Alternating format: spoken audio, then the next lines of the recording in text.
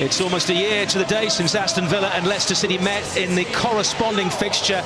Both of them were looking for their first win of the WSL campaign. 12 months on, they have just one win apiece so far this season as they enter the fray here at Villa Park. Ball is back with Delonde, under pressure from Shannon O'Brien, who knows Villa all too well, having had her formative years here. That's a good ball over the top, looking for the run, and Leicester's defence completely caught out. There'll be a second attempt here. Maltby, Daly, missed kicks, and really Aston Villa didn't take full advantage of a very flat Leicester defence. No, they didn't. They obviously capitalised really early. They saw the long ball, Aston Villa. I think it's what we've just talked about originally, that they would like to go direct, and they did that in that instance. And Leipzig a little bit unsure in goal whether she was going to come off her line. Again, we see it here, Ebony Salmon with the really direct ball into Grant, playing behind the back four. And Leipzig is equal to it, but again, a little bit uncertainty in that back line. Leicester do well to recover.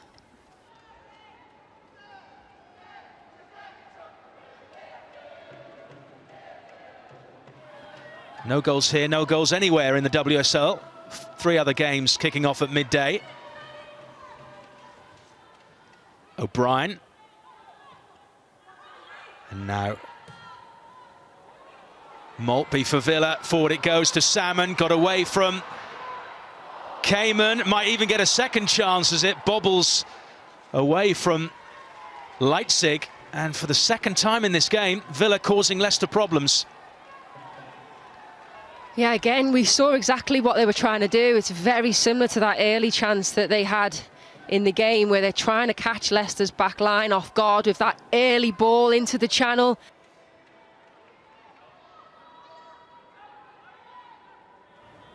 When you were talking before, though, about Leicester's bench in terms of Mouchon and Rantala as well, I think it just shows kind of for Leicester this season, they've actually got a bit of strength and depth on the bench as well, which again, in previous seasons, maybe they would have looked to the bench and struggled to kind of bring players on that are going to make an impact. But you saw Mouchon do that the week before, so they've got great potential there as well.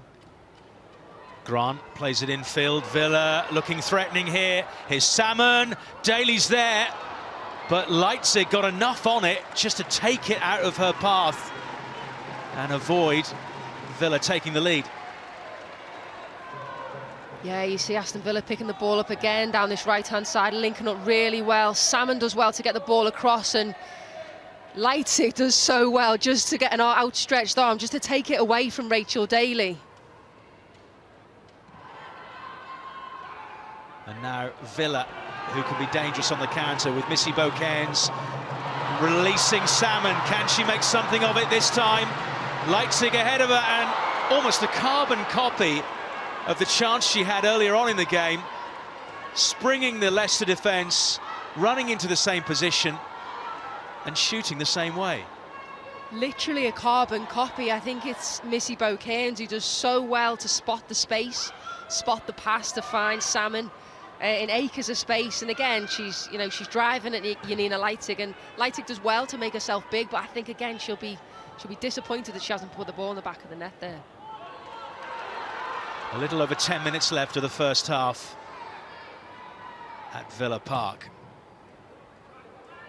And that long ball comes to nothing.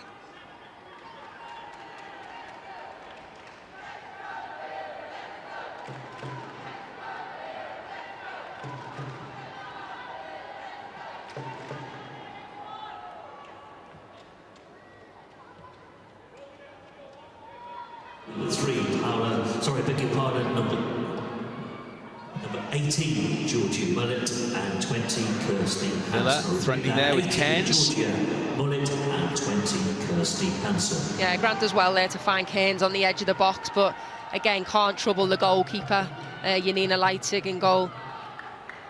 I think Ebony Salmon, as you say, going off there, will be disappointed with not being able to finish one of those chances that we saw in the first half.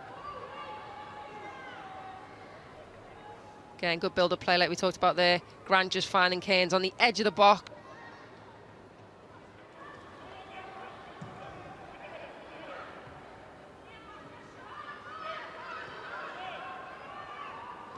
Leicester coming forward. Rantala to Kane. This is good. Played back in. Oh, it was heading towards Rantala, and it needed the intervention of Lucia Kendall. That's a great link up in here in the middle from Kane and Rantala. She does really well to play it off one touch, link back up with Kane.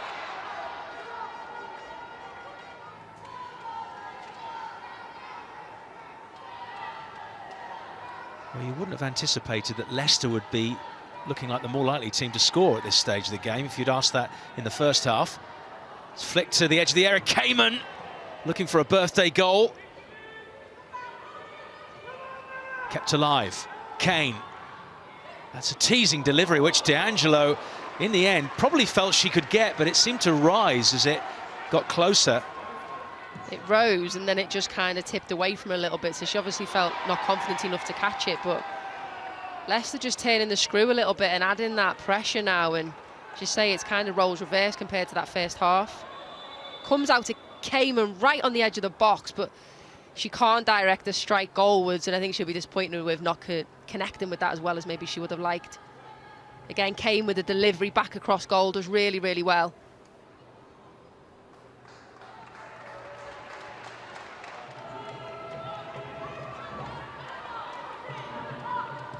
An own goal.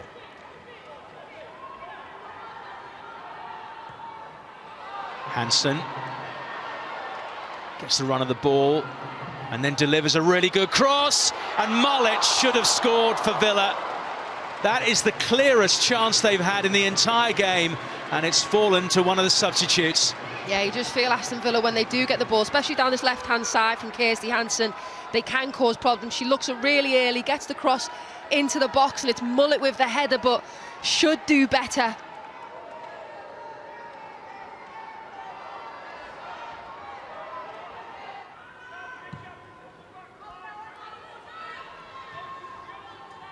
Grant steps inside of Ale. Oh, that's a nice ball. Mullet, Daly, square of her.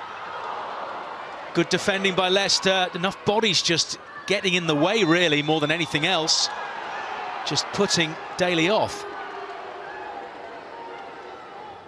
Yeah, they just couldn't quite capitalise on that again, Aston Villa. You see Grant here, Mullet pointing for exactly where she wants it, in and behind the Leicester City defence, gets the ball across the area, but Leicester doing really well again defensively.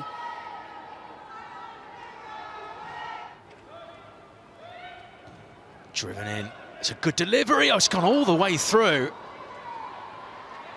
No one in a blue shirt made contact. Had they done so, that would have been problematic. Rantala with a delivery. Yeah, it was a dangerous delivery in from Rantala.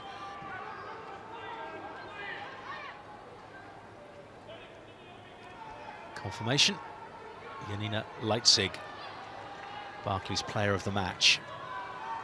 Yeah, and potentially the whole of the back line, to be honest, in the way they've played Leicester, but obviously can't pick all of the defenders. But I think for Janina in goal, I think she's done really well when called upon. They've still got work to do, though. Mullet looking for Hansen, and there's Leitzig, right on cue. Right on cue. She's just a presence in the goal, and I think, again, like I said before, she imparts that confidence on the rest of her side. You can see here she's encouraging them to go forward.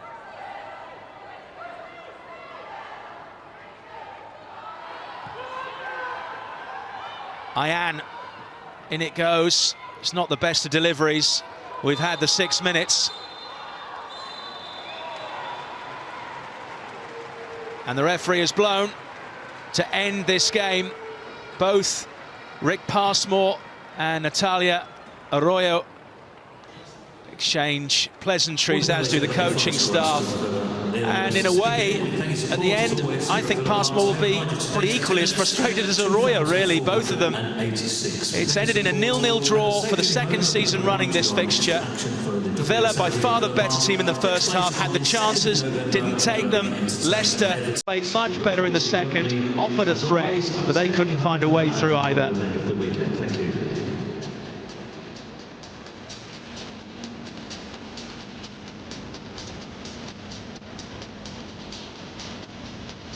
It's ended at Villa Park. Aston Villa 0, Leicester City 0. The point shared